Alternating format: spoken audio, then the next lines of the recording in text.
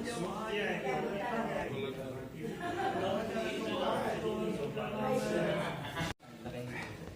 भाई साहब, बोलिए।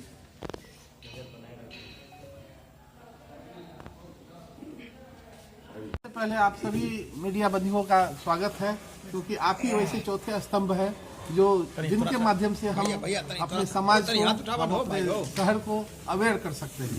तो आज का जो प्रेस वार्ता है, खासकर उत्तरी बिहार उद्यान समिति की 33वीं फ्लावर शो पुष्प प्रदर्शनी 31 और 1 जो आम जनमानस के लिए स्टार्ट होने वाली है, इसके लिए हम सभी लोगों से आग्रह करते हैं, दरभंगा वासियों से आग्रह करते हैं कि वो उस दिन आकर के इस फूलों की बगिया में आनंद लें और अच्छे अच्छे फूलों का लुत्फ उठावें।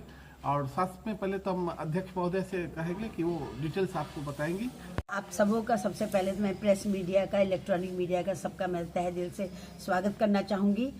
एक आपके जरिए हम लोग जो है पब्लिक तक पहुँचते हैं और इतनी मतलब जो हम लोग को सपोर्ट मिल रही है उसके लिए बहुत बहुत धन्यवाद। और ये 33वां शो है, फ्लावर शो 2025। ये 28 तारीख से स्टार्ट होगा जो कि 1 जनवरी तक जाएगा और वहाँ पर काम शुरू हो चुका है, ऑलरेडी वहाँ पर तैयारियाँ चल रही है।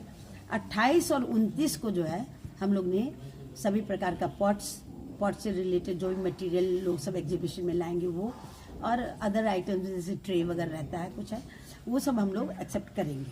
28 को ज़्यादा करके बड़े बड़े पौधे सब जो होते हैं वो आते हैं और 29 तारीख को बाकी सारा कलेक्शन सुबह में मतलब 10 बजे से लेकर के शाम में 5 बजे तक ये कलेक्शन चलता है। 2 दिन हम लोग समय दे रहे हैं क्योंकि ठंडक बहुत बढ़ गई है, तो 2 दिन समय हम लोग दे रहे हैं ताकि सब दिल से पार्टिसिपेट कर सके। 30 तारीख को जो है हमारा कट फ्लावर्स है, बुकेज है, टेबल डेकोरेशन है, गार्डलेंस है, मालियों के लिए है, महिलाओं के लिए वेजिटेबल्स है, फ्रूट्स है, मतलब कि अन्य जो छोटे मोटे सामान सब है जो हम लोग वो 1 बजे तक हम लोग 30 तारीख को लेंगे। और 2 बजे से उसी दिन हमारा जजमेंट का कार्यक्रम स्टार्ट हो जाएगा। जजमेंट के लिए जो है मतलब कि दिल्ली से, समस्तीपुर से, पूसा से, उपरी से, मुजफ्फरपुर से, पटना से और हमारा दरभंगा का बॉटनी डिपार्टमेंट के लोग सभी हम लोग को मतलब कि तहे दिल से हम लोग को सहयोग करते आए हैं और सफल करते आए हैं कार्यक्रम को। और रिजल्ट जो है हम लोग 31 को डिक्लेयर करेंगे सभी रिजल्ट्स। पेंटिंग कंपटीशन अभी स्कूल का मतलब कि सब कार्यक्रम आप लोग बताया जाएगा, तो जो भी 30 के शाम तक खत्म हो जाएगा वो कार्यक्रम का रिजल्ट जो है हम लोग 31 को करें, मतलब कि 11 बजे के बाद में साथ में प्राइज डिस्ट्रीब्यूशन के साथ में हम लोग करेंगे। इनॉग्रेशन जो है 10 बजे 31 को ही 10 बजे करेंगे। अभी उसके लिए जो है 2-3 जगह बातें चल रही है हमारे, मतलब कि उसमें गेस्ट सबका सूची बाद में आ जाएगी। उसके बाद में जो है 31 को 2 बजे से जो है बच्चों के लिए ये मुख्य धारा में प्रकृति से जोड़ने के लिए और अवेयरनेस लाने के लिए और ये हरियाली को मतलब कि एक्सेप्ट करने का, जल जीवन हरियाली, ये तीनों चीज हमारा मतलब कि इसके बगैर हम लोग जिंदा ही नहीं रह सकते। तो इसको प्रमोट करने के लिए बच्चों के द्वारा जो है स्पेशल प्रोग्राम, इंटरेस्टिंग प्रोग्राम होने वाला है, वो 2 बजे स्टार्ट होगा और उसका प्राइस भी हम लोग कोशिश करेंगे शाम तक हम लोग बच्चों को वहीं पर देंगे। और बाकी 30 और 31 और 2 दिन पब्लिक के बीच प्रोग्राम चलेगा ओपन। 31 और 1 तारीख को 2 दिन और वो स्कूल का प्रोग्राम बताइएगा।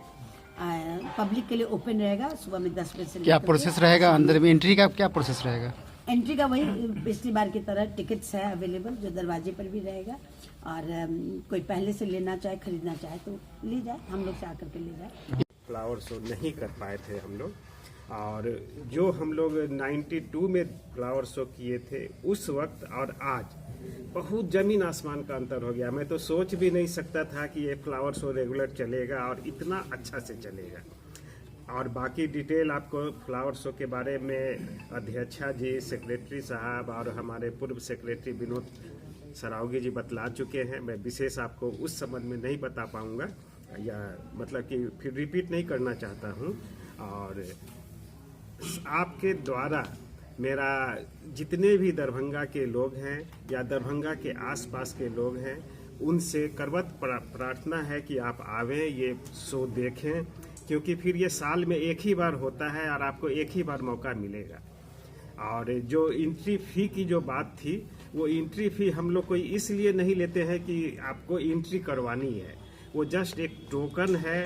और इस बार 30 रुपया पर पर्सन जो है वो एंट्री की कूपन की है, और वो सिर्फ इसलिए है कि उसमें हाँ एज ए टोकन है, वो कोई ऐसा नहीं है कि हाँ भाई उससे हमारा शो चल जाए। चाहूंगी कि हर एक गवर्नमेंट स्कूल में जैसा अभी बताया गया है कि इको क्लब की स्थापना हो चुकी है। बिहार सरकार के द्वारा इको क्लब की स्थापना हर एक गवर्नमेंट स्कूल में हो चुकी है, जिसकी सर्वे हम लोग लगातार कर रहे हैं, और कई स्कूल ऐसी है जो इको क्लब पे अपना काम भी कर रही है। मैं यहाँ के जो भी शिक्षा विभाग के हैं, डीओ साहब से लेके अन्य अधिकारियों से भी कहूंगी कि ये एक बहुत सराहनीय कदम है बिहार सरकार के द्वारा, जो उन्होंने स्कूल में इको क्लब की स्थापना की। और हम लोग भी इस बार कोशिश कर रहे हैं कि कुछ कम से कम सरकारी स्कूल को हम लोग मौका दें कि इको क्लब इस हॉर्टिकल्चर सोसाइटी के लिए क्या कर रही है। तो हम लोगों ने लास्ट टाइम भी इसके लिए रखा था, लेकिन दुर्भाग्यवश विंटर वेकेशन हो जाने के कारण बच्चे का पार्टिसिपेशन गवर्नमेंट स्कूल का कम हुआ था और प्राइवेट स्कूल का ज़्यादा पार्टिसिपेशन रहा।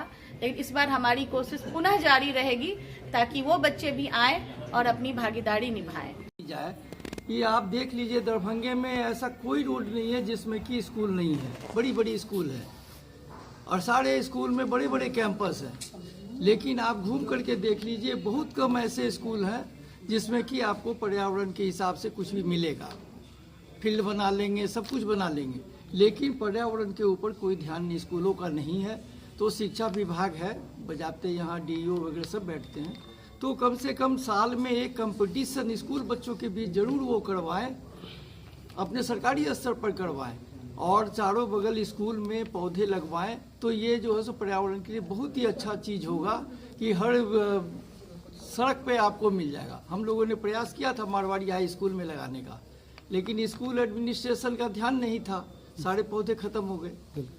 तो जब तक कि स्कूल में ये पौधा का लगाने का और संरक्षण का व्यवस्था नहीं होगा, तब तक आपको हरियाली शहर में नहीं नजर आएगी। स्कूल है, कॉलेजेज हैं, उनके कैंपस में बहुत बड़ा फील्ड, ओपन फील्ड पड़ा हुआ है, खाली पड़ा हुआ है। इन सबको पूरी की पूरी तरह हरियाली से, उनके कॉर्नर्स को हरियाली से भरा जा सकता है, ताकि बच्चों में भी जागृति आएगी और पर्यावरण भी सुरक्षित।